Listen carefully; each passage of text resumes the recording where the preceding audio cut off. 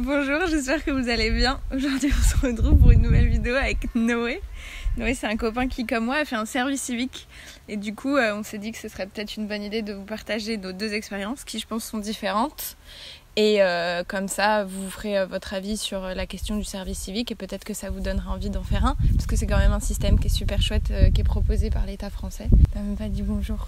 Bonjour, je m'appelle Noé, Ouais. J'ai 25 ans, j'ai des études de traduction et j'ai fait un service civique il y a 2 ans et je vais vous en parler tout de suite. Le service civique, c'est donc un engagement volontaire qui peut durer de 6 à 12 mois dans une entreprise qui est de mission d'intérêt général, c'est-à-dire qui se tourne sur les sujets de la solidarité, de la santé, de l'environnement, de la culture, de l'éducation pour tous et plein d'autres trucs comme ça. L'avantage de cette activité-là, c'est qu'elle est rémunérée donc, mais surtout qu'elle se fait sans aucune condition de diplôme. Du coup, il faut juste avoir entre 16 et 25 ans et être français. Et a priori, il y a juste un entretien d'embauche à passer, comme tout job ou tout stage. Ça peut être soit du mi-temps, soit du temps plein, donc de 24 à 35 heures, ça dépend. Moi, j'étais à mi-temps. Toi, t'as fait un mi-temps, moi j'ai fait un 30 heures. Comment en faire un ? Bah, du coup, c'est assez simple. Tu te rends sur le site du service civique et tu regardes les différentes annonces qui pourraient t'intéresser. Tu te fais un compte, tu postules. Généralement, il faut faire un CV, une lettre de motivation, expliquer pourquoi tu veux cette mission en particulier. Et après, tu as une réponse en pas très longtemps. Ce que j'ai oublié de préciser aussi, c'est que le service civique, il peut se faire en France, mais aussi à l'étranger. Et donc, il y a des missions à l'étranger. Pour le coup, on ne pourra pas vous en parler parce qu'on a tous les deux fait notre service civique à Paris. Voilà.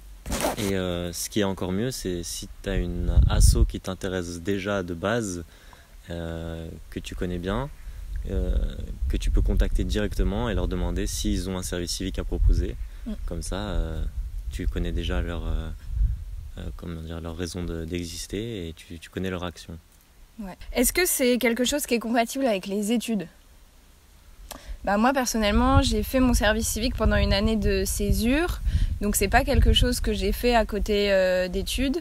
Je pense que j'aurais pu, si j'avais mon diplôme actuel, enfin si je passais mon master que je suis en train de passer, qui est quand même avec des horaires assez variables et j'en ai pas beaucoup, et que j'avais ajouté à ça le mi-temps du service civique, ça aurait été compatible. Donc je pense que ça dépend vraiment des études que tu fais, de la session dans laquelle t'es, de la charge de travail que ça te demande, et aussi si le service civique est à mi-temps, parce qu'à temps plein c'est clairement pas c'est pas cumulable, je pense. Donc ça dépend vraiment de toi, ton parcours perso, mais après il faut se dire que c'est quand même des horaires de boulot comme une entreprise, donc tu dois être là de 9h à 18h, et c'est quand même des heures assez lambda de salariés. Comment on est sélectionné ? Sur CV, lettre de motivation. Pas CV, parce qu'en vrai, encore une fois, c'est un truc qui n'est pas demandeur d'études en particulier, donc moi je dirais plus la motivation quand même. Alors après, je pense aussi, mais peut-être que certaines structures aussi ont... Ça dépend beaucoup, ça peut varier beaucoup de la structure, mais certaines structures ont déjà une idée de ce qu'ils veulent te faire faire. Et du coup, il y a peut-être certains profils qui vont quand même être plus enclins à sélectionner. Mais c'est vrai que normalement, tout le monde est sur un pied d'égalité et tout le monde peut être pris. Toi, tu penses qu'il y a des trucs de ton CV qui ont joué dans ta sélection ? Moi, je sais que le fait que j'ai fait des études de langue et que je parlais déjà... j'étais bilingue en anglais, eux, ça les intéressait vachement. Et c'était le critère numéro 1 pour eux. Et j'ai été avec d'autres services civiques aussi avec moi en même temps, et eux aussi étaient sélectionnés par rapport à leurs compétences spécifiques, parce que du coup mes patrons avaient déjà une idée de où est-ce qu'ils allaient nous placer, quoi. Ok. Donc, ouais. Alors que pour moi, je pense que ça s'est joué sur mon intérêt personnel, parce que moi du coup j'ai fait un service civique qui était en lien avec la culture et l'environnement, donc c'était surtout de mes goûts perso. Et de l'entretien aussi. En fait, finalement, comment on est sélectionné, c'est comme tout boulot, quoi. C'est comment tu te vends, et tu fais une rencontre en vrai, et c'est comme un entretien d'embauche, et soit ça passe, soit ça casse. Donc en fait, c'est comme toute expérience professionnelle, je pense. Exactement. Combien de temps à l'avance il faut s'y prendre pour trouver un service civique ? Moi, honnêtement, j'y me suis pris au dernier moment. C'est-à-dire que, pareil, j'ai fait une année de césure comme toi, et j'ai commencé à chercher mon service civique, je pense, en septembre. Et en début octobre, j'avais déjà trouvé, quoi. Donc ça peut aller très très vite. Et surtout que c'est pas forcément calé sur les périodes scolaires. Tu peux en trouver tout au long de l'année.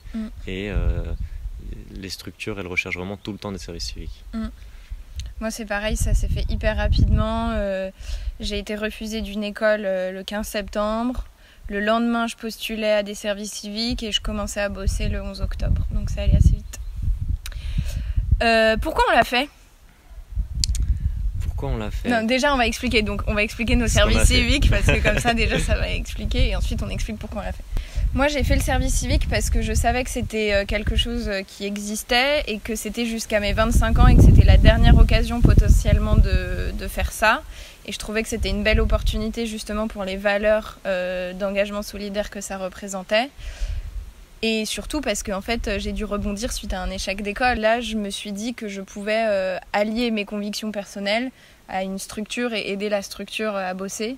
Et ouais, je sais pas, c'est différent d'un stage, je trouve. C'est pas que tu le fais pas pour les mêmes raisons, mais c'est le fait que tu t'engages dans des assos avec des beaux projets. Enfin, je trouve que les valeurs qui sont défendues généralement dans les services civiques, c'est pas trop des tafs abrutissants, et les entreprises et assos qui le proposent sont pas censés être là pour t'exploiter. Au contraire, ils sont censés c'est censé être quand même une belle dynamique d'équipe où t'es pas censé avoir trop de charge de travail sur toi, et c'est une expérience totale, c'est pas que une expérience de boulot, moi je trouve.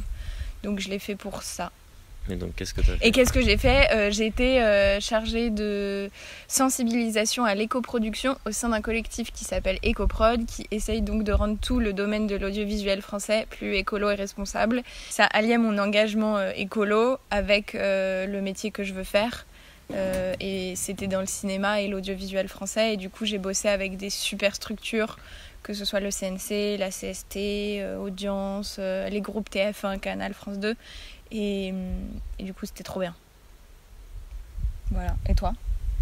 Moi j'ai fait c'est un peu la même histoire que toi, c'est-à-dire que je venais de finir ma licence et je savais pas trop quoi faire. Du coup j'ai un peu postulé dans des masters juste comme ça, mais je savais pas trop si ça m'intéressait vraiment. Et au final, j'ai été refusé à tous ces masters, mais j'en ai pas mis beaucoup. Et donc, je me suis dit que c'était justement la bonne occasion pour faire un service civique, parce que je voulais travailler sur une plus longue période que sur les vacances d'été, ce qu'on fait d'habitude quand on est plutôt étudiant. Et surtout pour avoir un engagement concret dans une cause qui me tient à cœur. C'est quand même la raison numéro 1 pour le service civique. Et donc, c'était l'occasion parfaite. Et aussi, je voulais pas faire un service civique n'importe où, entre guillemets. Je voulais vraiment trouver la mission qui me correspondait, et j'ai eu la chance, je l'ai trouvée, et c'était dans une association qui s'appelle La Fabrique Nomade, et qui œuvre pour l'insertion professionnelle des artisans réfugiés en Île-de-France. Et voilà, et ma mission au sein de l'association, elle a beaucoup changé. Au début, j'étais plutôt sur le côté réseaux sociaux et marketing. Ensuite, j'ai pu toucher au développement, chargé de développement. Ensuite, il fallait aussi aider sur les différents salons qu'on organisait, ou à l'accueil des clients à la boutique. Enfin, j'ai eu vraiment plein de missions différentes sur 8 mois, et c'est ce qui a rendu aussi mon expérience géniale en fait. Et on m'a fait confiance, on m'a donné des responsabilités, et voilà, c'était très bien. Comment savoir si le service civique va être cool ? Encore une fois, c'est comme toute expérience de boulot, tu ne sais pas. Ouais. Mais moi, je dirais que l'important, c'est de faire attention à son ressenti, à son feeling au moment de l'entretien. Généralement, tu sens si ça passe ou si ça casse, si tu as l'impression d'être en sécurité, en confiance, si le dialogue se fait facilement avec la personne en face de toi, si elle arrive à te mettre à l'aise, à bien t'expliquer les missions, à te faire comprendre un peu l'ambiance qui règne au sein de l'entreprise ou de l'asso. Donc je pense que c'est un risque à prendre, mais c'est comme dans tout, et qu'en fait tu peux pas anticiper ce genre de choses là. Il y a des fois où ça se passe bien, d'autres où ça se passe mal, et qu'on apprend à chaque fois, donc en fait on peut pas anticiper ça. Ouais, et puis il faut savoir ce que vous aimez. Si vous aimez de la structure et avoir une mission précise, il faut le dire dès le début, et il faut réussir à avoir ce dialogue de ok, voilà ce que tu vas faire et tout. Moi je suis plutôt le contraire, j'aime bien avoir un peu de liberté, et qu'on me dise bon bah ta mission elle peut changer, tu peux toucher à ça. Moi ça m'allait très très bien. Et du coup j'étais très content qu'on m'aborde comme ça, et voilà, ça dépend de ce que toi tu aimes aussi. Je suis d'accord. Est-ce que tu penses que c'est une forme d'esclavage? Une forme d'esclavage moderne? Moi, je pense pas du tout. Enfin, je pense que de manière générale, on est au 21e siècle, il y a beaucoup trop de monde et pas assez de boulot, et qu'en plus de ça, on essaye de trouver du sens dans nos boulots. Mais à côté de ça, les jobs les plus intéressants et les plus humains, que ce soit la solidarité, la culture ou l'éducation, c'est les secteurs qui sont les moins bien payés, les moins aidés, et là où tu gagnes le moins de fric. Ces structures-là n'ont pas trop le choix que de prendre des stagiaires et des services civiques. Je trouve que là où c'est pas mal, c'est que justement le service civique, c'est quand même l'État qui fait un effort parce que c'est l'État qui nous paye. En gros, l'association ou l'entreprise, elle vient rajouter un complément de salaire où elle peut aider, que ce soit sur le pass Navigo ou sur les tickets resto, mais les 480 € de base, c'est l'État qui te les verse tous les mois. Donc je trouve que c'est aussi bien de profiter de notre État, vu comment il est merdique en ce moment et chiant. Enfin, c'est bien de tirer les avantages qu'il peut nous offrir, et là je trouve que c'est un bel avantage. Après, est-ce que c'est de l'esclavage? Encore une fois, je pense que ça dépend des structures. Moi, j'ai pas du tout eu ce ressenti-là. Pas du tout. Pas du tout. Mais esclavage, c'est travail forcé. Si tu fais un service civique, c'est quand même que tu as envie de t'engager là-dedans. Et t'es rémunéré, et t'as des droits, et t'as un contrat, et c'est encadré. Et si ça se passe mal, tu peux mettre fin au contrat. Aussi, il n'y a pas de problème, ça. Il y a des conditions, mais c'est comme partout ailleurs. C'est régi par la loi, en fait, parce que c'est un contrat c'est pas de travail, mais c'est un contrat de service civique. Donc tu signes vraiment un papier au début et tout ça, quoi. Donc au niveau du salaire, est-ce qu'on s'en sort financièrement? Est-ce que c'est compatible avec un boulot à côté? Encore une fois, ça dépend de chacun. Le salaire du service civique, c'est 500... C'est un tout petit peu moins de 600. Voilà, un peu moins de 600 € par mois, que ce soit 24 ou 35 heures. Donc ça, faut aussi le savoir dès le début. Moi personnellement, c'était un salaire qui me convenait parce que je faisais un mi-temps et pas un temps plein, et que du coup c'était quelque chose que je pouvais compléter avec des missions et des jobs à côté. Après, encore une fois, ça c'est très très personnel, mais le salaire est fixe et le même, qu'importe la mission et qu'importe le ratio horaire semaine. Est-ce qu'on y fait des rencontres? Bien sûr, ouais. Bien sûr, on en fait plein, et c'est la partie la plus agréable du service civique, c'est les rencontres. Ouais. Et que ce soit tes supérieurs, les personnes avec qui tu travailles, ou les personnes pour qui tu travailles, si tu fais quelque chose dans la solidarité ou quoi, là aussi tu fais des rencontres. Et c'était ce qui me motivait pour aller au boulot le matin, parce que j'avais un contact direct avec les personnes que je pouvais aider, ou en tout cas mon travail avait un petit impact sur ces personnes-là. Donc c'est ce qui me motivait, moi. Ouais. Pour le coup, j'étais pas directement confrontée à un public précis de personnes dans le besoin. J'étais confrontée à tous les gens de l'industrie de l'audiovisuel qui avaient envie de rendre les choses plus écolo. Donc j'ai rencontré aussi bien les chargés RSE des plus gros groupes des médias français que des techniciens qui savent pas comment faire au quotidien et que j'ai vu lors de salons. J'ai aussi vu beaucoup d'étudiants parce que j'ai donné des formations dans des écoles et dans des facs. J'ai vu des réalisateurs, j'ai vu des gens qui font de la pub, j'ai vu tous les gens qui bossent dans l'audiovisuel français. Donc vraiment, c'était ultra large, et c'était ça qui était trop bien, c'était d'avoir un panel aussi large et des témoignages et des retours et des échanges avec des personnes si différentes, parce que pour moi qui veux faire du cinéma, ça m'a permis d'avoir une vision beaucoup plus globale de ce que représentait l'industrie, et c'est ça que j'ai adoré, c'est là-dessus que j'ai beaucoup appris, c'est de voir tous les rouages du cinéma français. Notre expérience à nous, elle a été vachement, je pense, hétérogène. Et on a eu plein de missions différentes, et ça a changé. Et c'était ça qui donnait aussi le côté agréable au truc. T'es pas derrière un bureau toute la journée à répéter la même mission. En tout cas, nous, c'était pas ça. Et ça, c'est le fait aussi d'être dans une petite structure, je pense. Enfin, une plus petite structure, parce qu'il y en a certains qui peuvent aller vers les énormes associations comme, je sais pas, Médecins sans frontières ou quoi, et qui peuvent se retrouver, bloqués dans un bureau, et avec la même mission et tout. Le fait d'avoir une petite structure, tu vois déjà très bien comment fonctionne le monde associatif et ton association, et tu peux rencontrer aussi bien les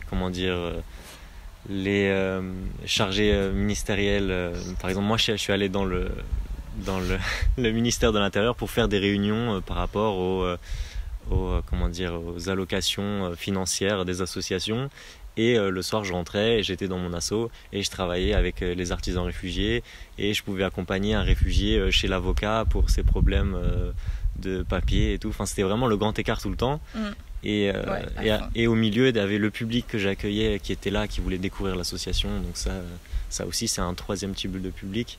Donc c'était vraiment hyper varié et hyper intéressant. Est-ce que ça a paru long ou court ? Toi, c'était combien de temps ? Moi, c'était 8 mois. Ouais, moi aussi. Moi, c'était sur la période, donc toi aussi sur la période scolaire, de l'année. Ouais. Du coup, ça a paru pile comme il fallait, en fait. Ouais. On s'attendait à ça et puis on était prêt à ça, quoi. C'est-à-dire que on savait qu'on avait l'été derrière et c'était parfait, en fait. Ouais, après, moi, j'ai été un peu coupée avant la fin à cause du Covid. Mais ouais, c'était un bon timing. Et moi, là où j'étais hyper contente, c'est que c'était un mi-temps et que du coup, je savais que je bossais 3 jours par semaine. Parfois, il s'avère qu'il y a des événements qui tombent le jeudi ou le vendredi. Bon, bah, tu te libères et t'y vas parce qu'il y a aussi cette forme d'engagement et de, voilà, tu te donnes corps et âme, mais t'es engagé. Donc, tu t'engages aussi à parfois faire les événements qui sont hors de tes horaires. Mais après, tu t'arranges toujours. Enfin, moi, ils me faisaient toujours rattraper une matinée. Si le soir, j'avais un rendez-vous, bah, ils étaient toujours OK pour que je parte plus tôt pour aller à ce rendez-vous et tout. Et du coup, ça me laissait vraiment 2 jours, enfin 2 voire 4, même 4 jours off qui étaient rien qu'à moi où je pouvais faire mes projets. Est-ce que ça a débouché sur une embauche ? Moi, je pense que c'est pas le principe du service civique. Je pense qu'au contraire, ce qu'ils aiment, c'est un peu un turnover et toujours accueillir des jeunes. Et voilà, par exemple, toi, tu avais plusieurs services civiques. Ouais, exactement. Moi, j'étais la seule, mais... Ouais, il y avait plusieurs services civiques. Après, il y en avait certains qui étaient entrés dans l'asso par le biais du service civique parce qu'il n'y avait pas d'autre moyen d'entrer dans l'asso, mais qui, au final, voulaient travailler vraiment dans l'association à long terme. Donc, il y en a une qui a réussi à faire ça, même 2. Mais le reste, non, c'était comme tu dis, des services civiques normaux, c'est-à-dire on vient pour l'expérience moyen terme, on prend ça comme bagage après avec nous, mais on n'est pas fait pour durer, quoi. Ouais, après je dis ça, mais moi par exemple, ma responsable, c'était un service civique de base qui a été reconduit en CDD. Donc en fait, ça varie en fonction du besoin de la structure et des choses comme ça. Moi je pense que c'est bien de pas s'imaginer nécessairement une embauche derrière parce que c'est pas vraiment le principe. Je pense qu'au contraire, ça te permet plus de savoir ce que tu veux ou ce que tu veux pas dans ton travail. Mais par contre, est-ce que ça nous a aidé à trouver notre voie ? Ah ouais, bien sûr. Enfin, disons que de pouvoir travailler pendant 8 mois, ce qu'on ne peut pas forcément faire quand on fait des études, à temps plein, ça te permet de voir ce que tu aimes dans le travail, ce que tu n'aimes pas, en tout cas de mieux comprendre comment tu réagis face, je sais pas moi, à la hiérarchie, à ton boulot, s'il est structuré ou pas. Donc oui, tu comprends plein de choses en fait sur ton travail et sur ce que tu aimes. Mais toi, tu avais bossé avant, tu avais fait des stages ? Moi, j'avais travaillé, j'avais eu plein de petits boulots en fait, mais c'était des boulots alimentaires. Et du coup... T'avais pas eu un vrai taf dans une structure de longue durée ? Voilà, c'est ça. Ok.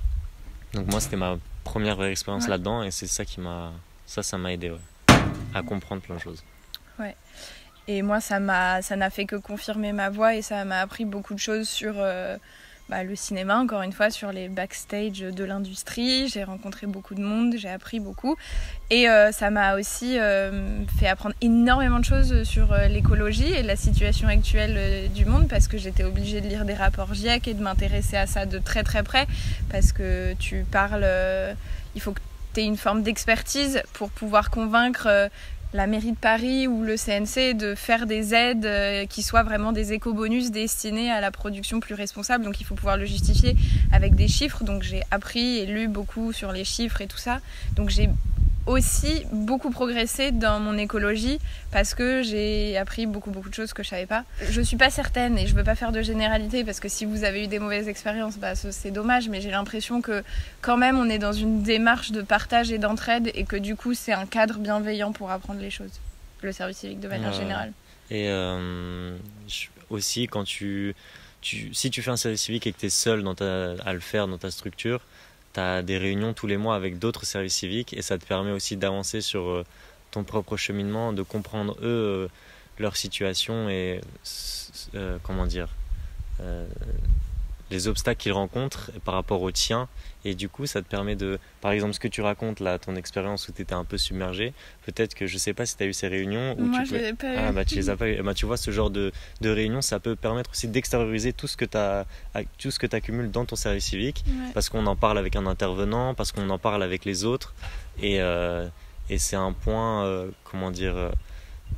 un point de soutien que tu peux avoir tout au long de ton expérience en fait. Donc, mais c'est dommage que tu l'aies pas eu. Moi je l'ai pas eu. Mais après là où je trouve aussi que le service civique c'est vachement bien, c'est qu'une fois que tu as fini ton expérience, ils te demandent de répondre à des formulaires en te demandant de noter ton expérience, d'expliquer ce que tu as aimé, ce que tu n'as pas aimé, si tu as bien été encadré ou pas, comment faire pour améliorer le système et tout. Et je trouve qu'il y a un bon suivi aussi C'est vrai. par la structure. Du coup, qu'est-ce qu'on en a tiré de négatif et de positif ? Oh là là. Vas-y toi. De négatif, rien, pas grand-chose, parce que j'ai l'impression que c'est une expérience qui m'a appris vraiment beaucoup. Donc c'est jamais du négatif. Parfois il y a eu des journées et des moments un peu plus durs parce que beaucoup de responsabilités, beaucoup de travail. Mais en positif, ce qu'il expliquait tout à l'heure sur le boulot, en fait, savoir comment une entreprise fonctionne, les rouages de tout ça, comment toi tu te positionnes, ce que tu es capable ou pas capable de faire dans ton travail, ce que tu as envie de faire ou pas, est-ce que tu as envie de bouger, de multiplier tes missions, ou au contraire t'aimes être carré, t'aimes être droit, avoir des rendez-vous à heure fixe et des choses comme ça. Ça m'a permis aussi quand même de faire une année supplémentaire en gagnant de l'argent et en exploitant, en mettant à profit mes compétences tout en apprenant énormément de choses et en continuant à aller vers ma voie, vers mon chemin. Donc c'est quand même trop bien. Et en positif, les rencontres forcément qu'on a faites et ouais. T'as tout dit. Voilà. T'as tout dit. Moi aussi, pas de négatif. En tout cas, s'il y a du négatif, c'est pas propre au service civique. Non, c'est propre à l'expérience. Ouais. Ça a coupé, du coup, on revient juste pour la conclusion. On espère que cette vidéo, elle vous aura plu et qu'elle vous aura donné un aperçu de ce qu'a été le service civique. J'ai dit quoi ? Civis civique. Le service civique pour nous. Nous, on a eu des bonnes expériences, donc on peut pas parler pour ceux qui ont eu des mauvaises, mais du coup, si c'est le cas pour vous et que vous avez envie de partager des choses, n'hésitez pas à le faire dans les commentaires parce que c'est un espace qui est fait pour ça, qui est fait pour partager et pour échanger, et que peut-être que certains et certaines d'entre vous ont eu des mauvaises expériences et c'est bien de le savoir aussi. Si vous avez l'occasion, parce que vous avez une année de césure, que votre Parcoursup n'a pas nécessairement fonctionné ou que juste vous pensez potentiellement à une réorientation ou que vous êtes un peu paumé dans votre chemin, et vraiment nous on trouve que le service civique c'est une super opportunité et qu'il faut pas la manquer. Just do it. Voilà. Et le lien du site du service civique sera en barre d'infos. Il y a toutes les infos là-bas, il y a toutes les annonces aussi des services civiques, que ce soit en France ou à l'étranger. Et je crois qu'on a tout dit, c'est bon. On a tout dit. Voilà. Merci d'avoir regardé cette vidéo, merci Noé de m'avoir accompagnée. Merci à toi, Jeanne. À la prochaine et des bisous. Bye. T'as pas parlé des chaussettes?